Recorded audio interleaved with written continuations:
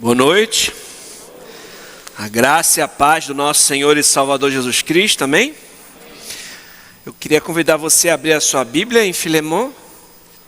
Nós vamos ler capítulo 1, é claro, só tem um capítulo, os versículos 8 a 20.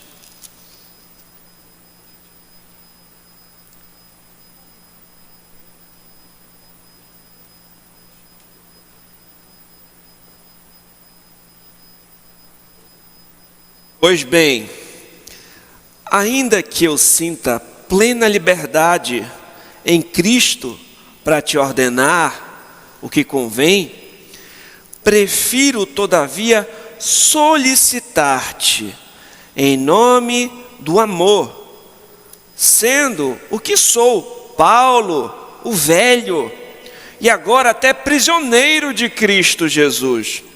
Sim, solicito-te em favor de meu filho Onésimo, que gerei entre algemas. Ele antes te foi inútil, atualmente, porém, é útil a ti e a mim. Eu te envio de volta em pessoa, quero dizer, o meu próprio coração. Eu queria conservá-lo comigo mesmo, para em teu lugar me servir nas algemas que carrego por causa do Evangelho. Nada, porém, quis fazer sem o teu consentimento, para que a tua bondade não venha a ser como que por obrigação, mas de livre vontade, pois acredito que ele veio a ser afastado de ti temporariamente, a fim de que o recebas para sempre, não como escravo, antes muito acima de escravo, como irmão caríssimo, especialmente de mim e com maior razão de ti, quer na carne, quer no Senhor. Se, portanto, me consideras companheiro, recebe-o como se fosse a mim mesmo. E se algum dano te fez, ou se te deve alguma coisa, lança tudo em minha conta. Eu, Paulo, de próprio punho o escrevo, eu pagarei, para não te alegar que também tu me deves até a ti mesmo. Sim, irmão, que eu receba de ti, no Senhor, este benefício. Reanima-me o coração em Cristo. Vamos orar. Pai, nós estamos diante da tua santa palavra, Senhor. Ela que é a lâmpada para os nossos pés, ela que é luz para o nosso caminhar, ela que é alimento para a nossa alma. Eu reconheço que sem ti eu nada posso fazer, Pai. Apesar de mim, usa-me como instrumento para expor com fidelidade a tua escritura. Prepara os nossos corações para receber a boa semente e que teu nome seja glorificado. Eu oro em nome de Jesus. Amém. Paulo, como eu falei, estava preso provavelmente em Roma quando escreveu essa carta. Filemão, como vimos, era um irmão na fé que fazia parte da igreja de Deus em Colossos. Onésimo era um escravo de Filemão que fugiu para Roma e na providência de Deus teve contato com o apóstolo Paulo, ouviu o evangelho do nosso Senhor Jesus Cristo, se converteu. Então Paulo envia essa carta com o intuito de que Filemão perdoasse Onésimo e o recebesse agora não apenas como um escravo, mas como o seu irmão em Cristo Jesus. Desde a saudação da carta, bem como as ações de graças e as orações que o apóstolo Paulo fez até aqui, prepararam o caminho para esse pedido, para o corpo da carta que nós vamos considerar hoje. Nós vimos que na saudação ele falou quem era o remetente. Paulo se apresenta como prisioneiro de Cristo e fala também sobre o seu irmão, Timóteo, né? Então aqui já mostra como filhos do mesmo pai, parte da família de Deus. Aos destinatários ele falou a Filemon, que era um irmão amado, um colaborador no evangelho. E ele cita outros como Áfia, uma irmã, Arquipo, um companheiro de batalhas, e a igreja que se reunia na casa de Filemon. Aquele irmão tinha um bom testemunho e recebia a igreja na sua casa. E Paulo os abençoou, dizendo: graça, paz a vós outros da parte de Deus nosso Pai e do Senhor Jesus Cristo. Essa foi a saudação. Mas além disso, nós vimos também as ações de graças, e a oração de Paulo também prepararam terreno para esse pedido. Nessa porção das ações de graças, Paulo demonstrou o afeto especial que ele tinha para com Filemon por meio das ações de graças, das orações e da alegria que ele tinha toda vez que ouvia falar a respeito de Filemon, porque o testemunho dele era bom. Ele sabia a respeito da fé que aquele irmão demonstrava em Cristo e do amor que ele demonstrava pelos irmãos, reanimando os irmãos na fé. E nessa porção, no corpo da carta, o apelo que o apóstolo vai fazer a Filemon, nós vamos observar importantes lições para as nossas vidas sobre a maneira como Paulo intercedeu por seu filho na fé, Onésimo. Nós vamos considerar alguns pontos a respeito desse corpo da carta e tirar reflexões para as nossas próprias vidas. Nós vamos observar esse pedido, esse apelo, essa súplica que o apóstolo Paulo faz. Em primeiro lugar, esse pedido, ele é feito com humildade. Quando você observa o verso 8, o apóstolo Paulo diz assim: pois bem, ainda que eu sinta plena liberdade em Cristo para te ordenar o que convém, o verso 9 diz: prefiro todavia solicitar em nome do amor, sendo que sou Paulo, o velho, e agora até prisioneiro de Cristo Jesus. O apóstolo Paulo poderia muito bem, por conta da sua autoridade apostólica, ter dado uma ordem: olha, eu ordeno que você... Mas não é dessa forma que ele faz. Ele não ordena para que Filemon demonstre piedade e graça para com o seu escravo fugitivo. Além de ser um apóstolo, nós vamos observar ao longo da carta, principalmente no verso 29, que Paulo vai dizer: olha, tu me deves até a ti mesmo. Ou seja, Paulo foi instrumento na salvação de Filemon. Então ele tinha total liberdade para dizer assim: olha, faça isso e pronto. Mas ele não se apresenta dessa forma, ele não se apoiou em sua autoridade, ele escolheu suplicar, ele escolheu solicitar em nome do amor, ou seja, baseado nesse forte vínculo de comunhão que ele nutria com seu irmão na fé, Filemon, é que ele faz essa solicitação, que ele faz esse pedido. E nós notamos aqui nesses versos a forma humilde como o apóstolo também trata a respeito dele mesmo. Olha como ele se apresenta: sou Paulo, o velho e agora prisioneiro, de Cristo Jesus. Nós não sabemos ao certo quantos anos Paulo tinha aqui quando escreveu essa carta. A gente sabe que quando fala a respeito dele na morte, no dia da morte de Estevão, ali fala que ele era jovem, e aqui ele se chama de o velho. Muitos intérpretes, eles têm a opinião de que Paulo estava ali na casa de seus 60 anos. Para a gente hoje não parece ser um velho, um idoso, mas naquela época a expectativa de vida era menor, e também temos que lembrar o que ele passou, Quando a gente vai observar nas escrituras, o que Paulo passou: foi apedrejado, foi preso, passou por naufrágios, por dificuldades. Isso também o consumiu. Ele carregava no seu corpo as marcas de Cristo, E aí ele se apresenta dessa forma, como o Paulo, o velho, com humildade.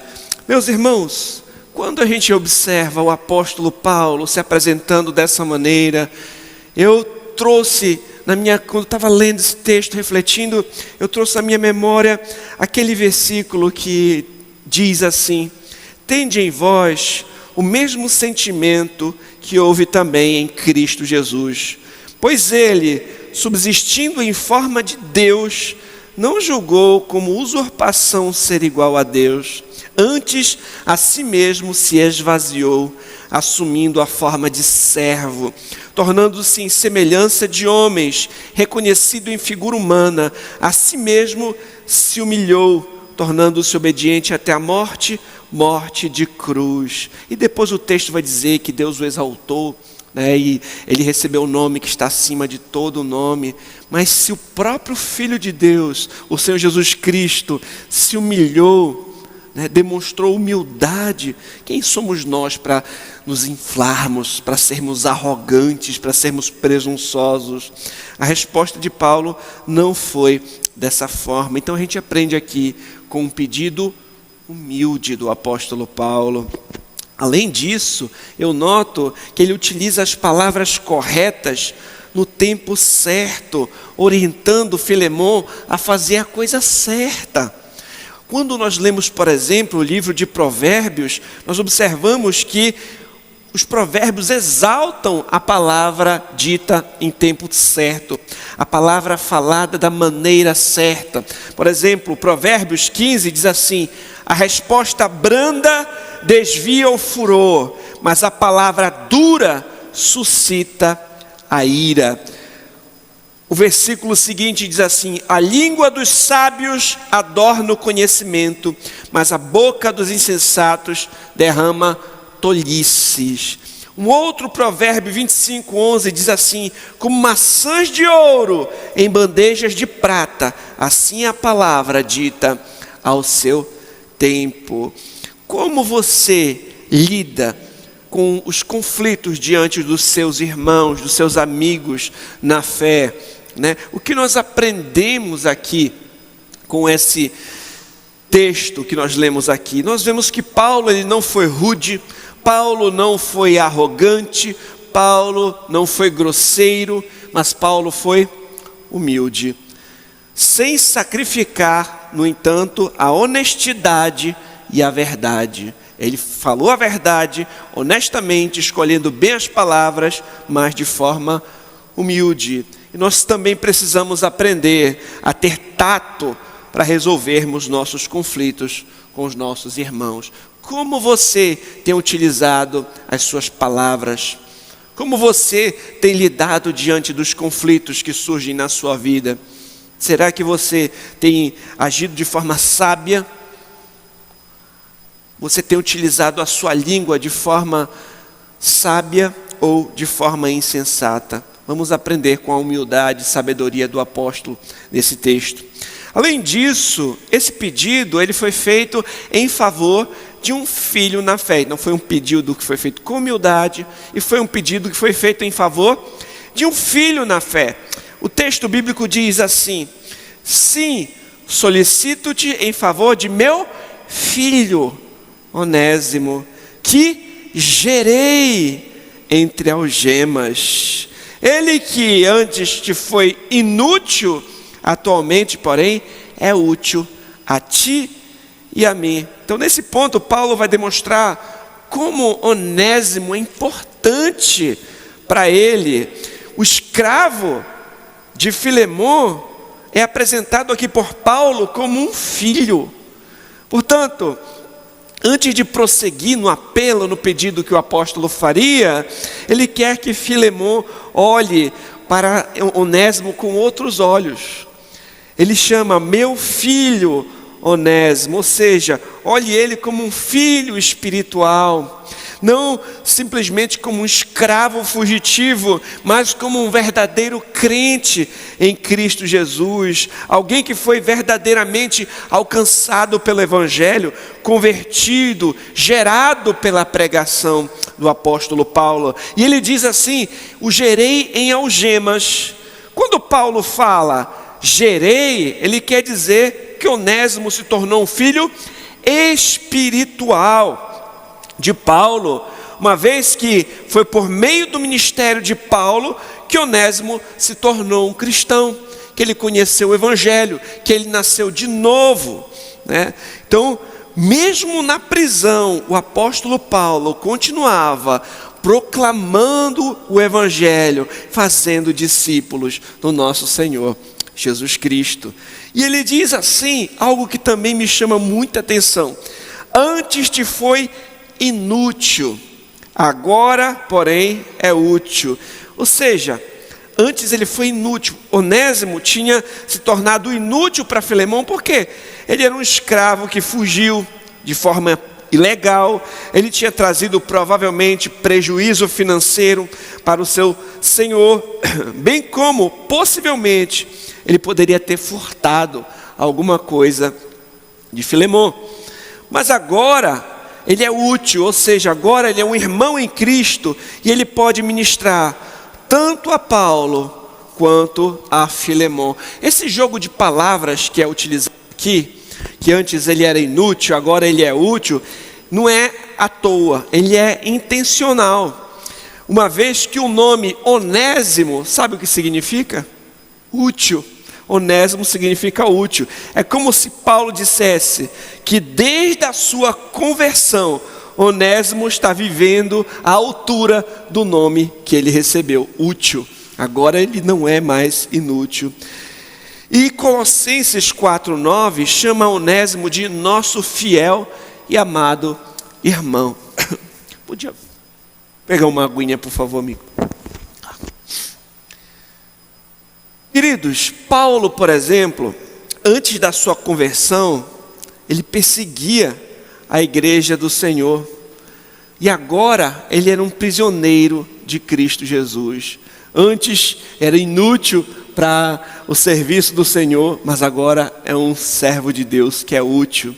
Antes da nossa conversão, meus irmãos, quem sabe nós também não caminhamos por caminhos muito complicados, mas o Senhor nos alcançou. Quem sabe muitos de nós podemos dizer, olha, nós éramos inúteis antes de conhecermos a Cristo, todos nós, né? Antes de sermos cristãos. A Bíblia fala, por exemplo, em Efésios 2, que Ele nos deu vida, estando nós mortos em nossos delitos e pecados.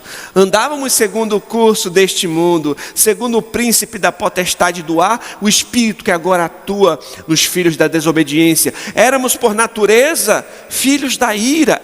Esse é o desenho que é apresentado a respeito do não crente, morto espiritualmente, mas em Cristo temos vida, pela graça sois salvos mediante a fé. Isso não vem de vós, é dom de Deus, não de obras para que ninguém se glorie, mas fomos feitos em Cristo Jesus para as boas obras, as quais Ele preparou de antemão. Ou seja, nós estávamos mortos antes, fora de Cristo. Em Cristo nós temos vida. Obrigado, irmão.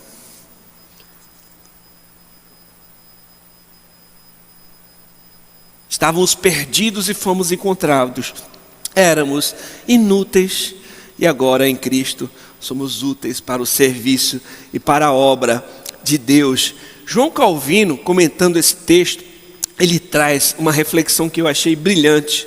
Ele diz assim: à luz desse caso, podemos também deduzir a proveitosa doutrina de que os eleitos de Deus são às vezes conduzidos à salvação de formas incríveis, contra todas as expectativas gerais, por inúmeros meios e através de infindáveis labirintos.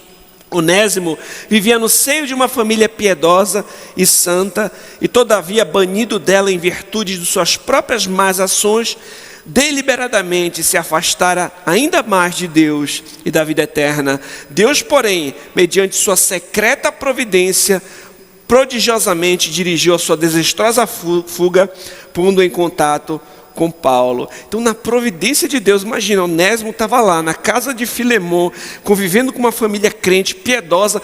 Ele precisou fugir para encontrar o evangelho ali com Paulo, pela providência de Deus. Então, quando a gente vai conversar com as pessoas a respeito do testemunho delas, você vai ver que Deus tem diversas maneiras, né? Calvino fala aqui de vários labirintos na providência de Deus para as pessoas serem alcançadas pelo evangelho.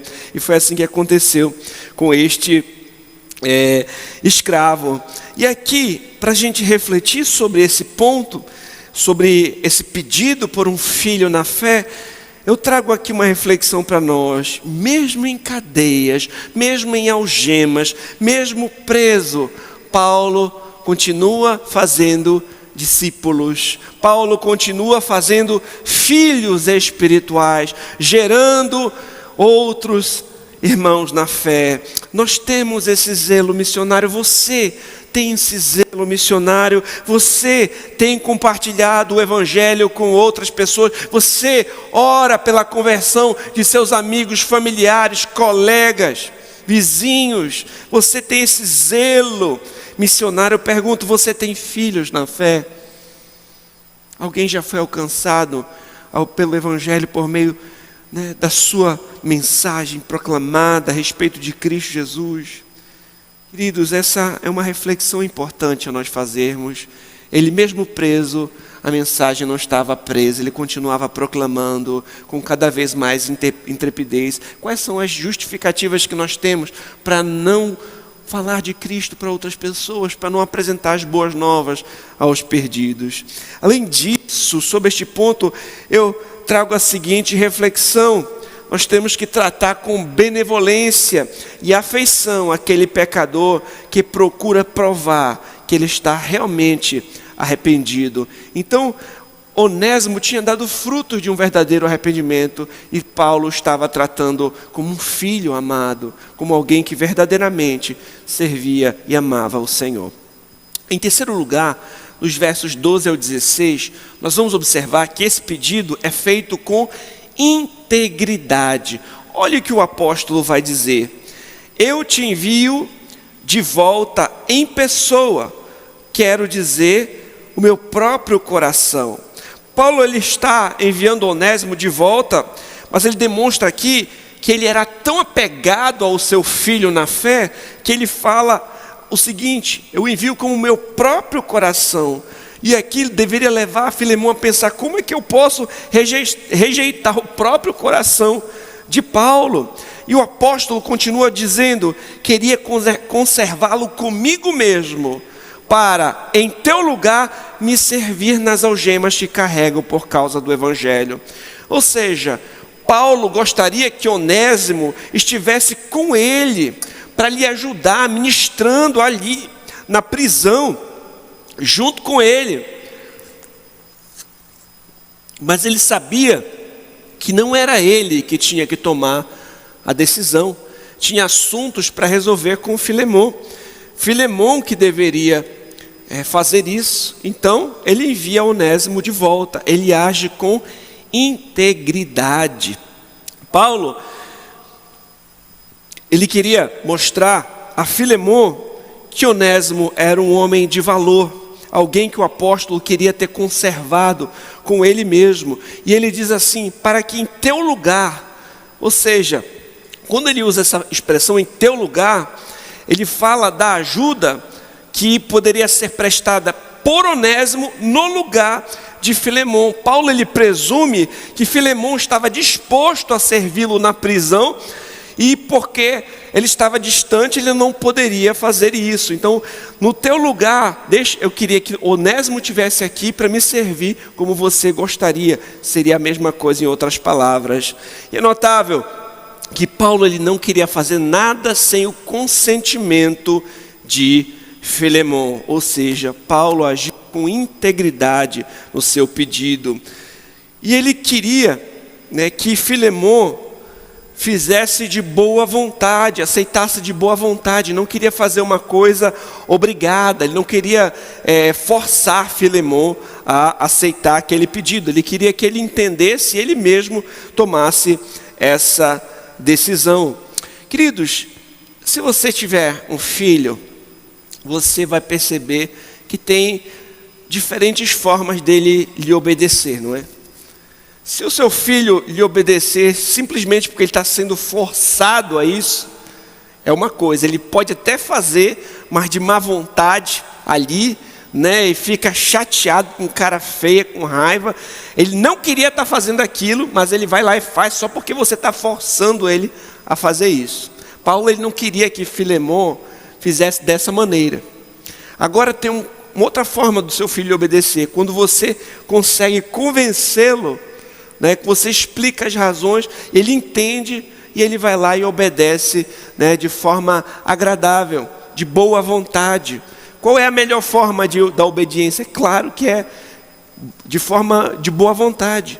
E era isso que Paulo ele queria, que Filemon o obedecesse de boa vontade. É interessante, até mesmo quando Paulo fala sobre as ofertas, lá em 2 Coríntios 9, ele diz assim: cada um contribua segundo o propósito no seu coração, não com tristeza ou por necessidade, porque Deus ama ao que dá com alegria. É um princípio semelhante, né? A pessoa que contribui, mas com tristeza, ou porque é necessário, obrigado.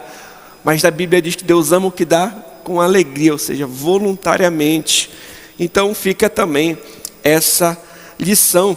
E outra coisa que alguém poderia pensar assim, né? Os fins justificam os meios. Ele está com o escravo lá, mas é para servir o evangelho, então nem precisa devolver esse escravo.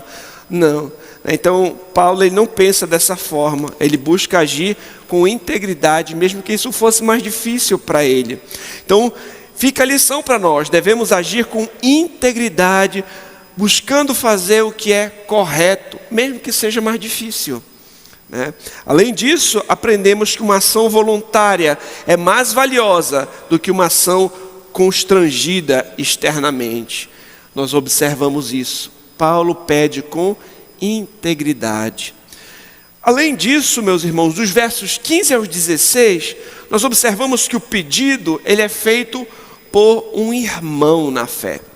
O texto bíblico diz assim: pois acredito que ele veio ser afastado de ti temporariamente, a fim de que o recebas para sempre, não como escravo, antes muito acima de escravo, como irmão caríssimo, especialmente de mim e com maior razão de ti, quer na carne, quer no Senhor.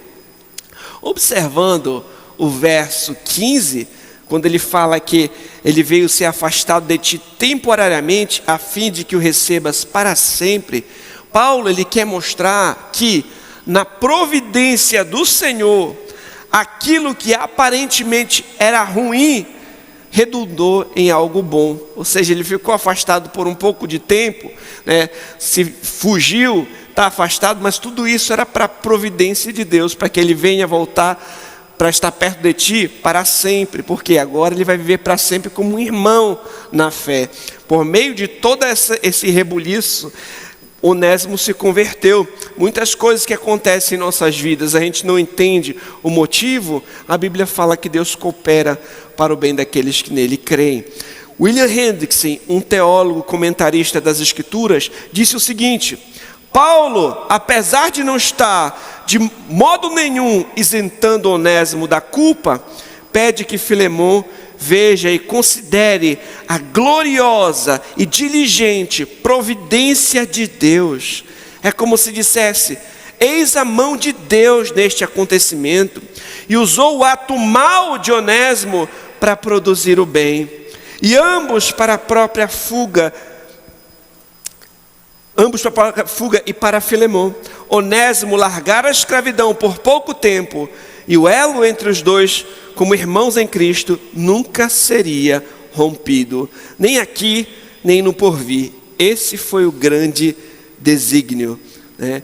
Então, observamos isso, que Deus, muitas vezes, Ele permite que coisas ruins aconteçam, mas Ele transforma em bem. Você lembra o que aconteceu com José, que foi vendido por seus irmãos, né? E passou por todo aquele aperto na casa de Potifar, mas no final o Senhor usou tudo aquilo que aconteceu para o levar para o Egito, para que ele viesse salvar a vida dos seus irmãos, etc. Tudo isso fazia parte do plano de Deus, né? Então Paulo está mostrando a providência de Deus para Filemon.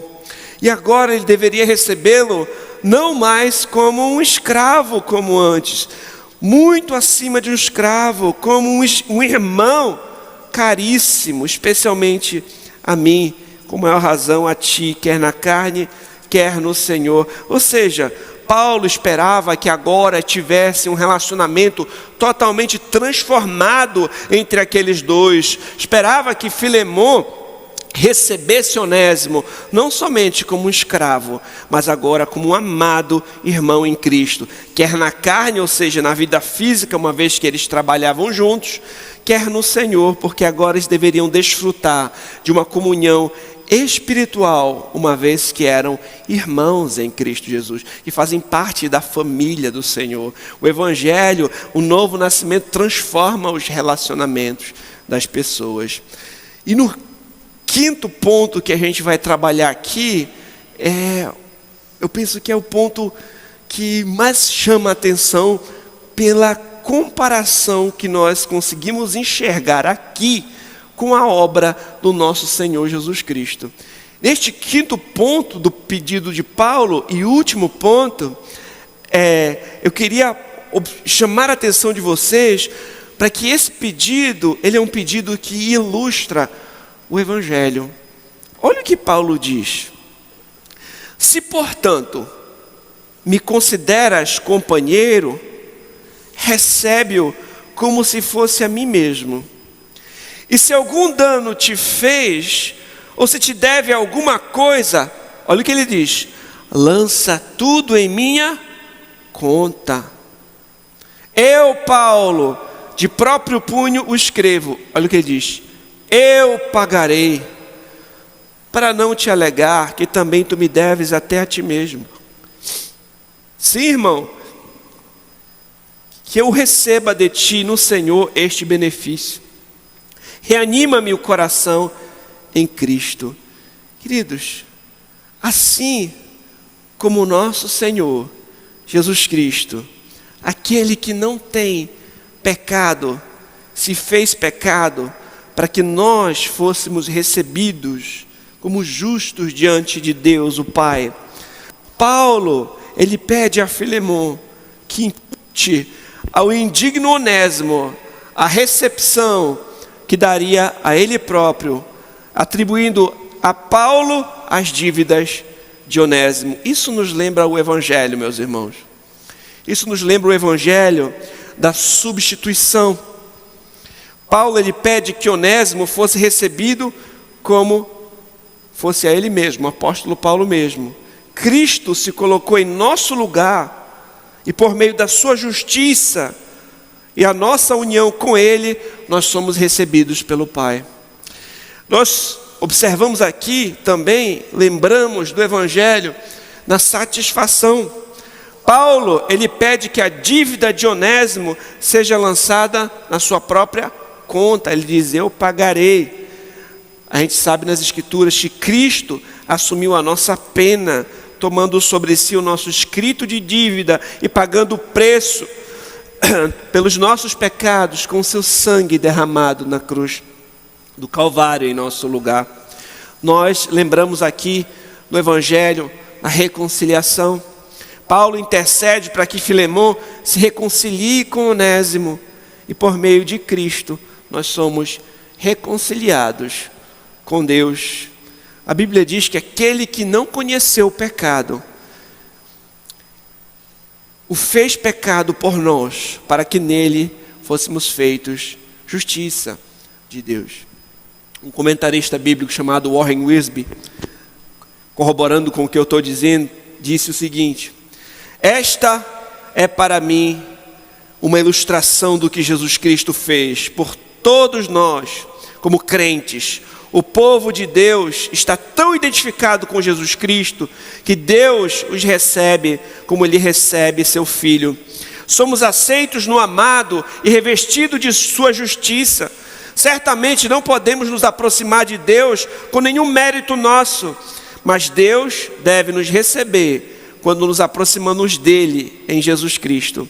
A palavra receber no versículo 17 significa receber em um círculo familiar. Imagine um escravo entrando na família do seu senhor, mas imagine um pecador culpado entrando na família de Deus. Que coisa maravilhosa, né? Assim como aquele escravo ia ser recebido pelo seu Senhor, agora, por conta da intercessão de Paulo, sendo recebido como se fosse a Ele mesmo. Agora, imagine pecadores como nós, que não fizemos nada, que quebramos todas as regras, que quebramos as leis de Deus. Nós podemos ser recebidos pelo Pai, por meio do nosso Senhor e Salvador Jesus Cristo. Unidos a Ele, lavados no sangue precioso de Jesus, nós temos reconciliação com Deus e podemos fazer parte da família do Senhor e viver eternamente na sua casa. Que maravilha! Esse ato ilustra o Evangelho de uma forma tremenda. E eu pergunto, você que me escuta, você confia em Jesus Cristo como Senhor e Salvador da sua vida? Você já se reconciliou com Deus, o seu Pai, por meio de Jesus? Essa é a única forma de nós termos paz com Deus, de nós termos salvação e redenção. E aquele que já é crente, eu pergunto, a sua fé tem levado você a se tornar um pacificador? Alguém que demonstra, por meio das suas atitudes, a promoção da reconciliação entre irmãos em conflito, aqui como fez Paulo. Que nós sejamos também, meus irmãos, pacificadores, sejamos bem-aventurados pacificadores. Nós aprendemos hoje com o pedido de Paulo, que esse pedido ele foi feito com humildade, que esse pedido foi feito por um filho na fé, que esse pedido foi feito com integridade, que esse pedido foi feito por um irmão em Cristo, e esse pedido ilustra o maravilhoso Evangelho de Cristo Jesus, que salva pecadores. Que esses princípios também possam nos ajudar em nossos relacionamentos com os nossos irmãos na fé, para a honra e glória do Senhor. Vamos ao Senhor em oração. Pai, te agradecemos pela tua palavra, Senhor, que nos ensina, que nos exorta, que nos admoesta, que nos alimenta. Que essas preciosas verdades venham nutrir nossa fé e nos dar sabedoria para vivermos de forma agradável a Ti. Eu oro em nome de Jesus. Amém.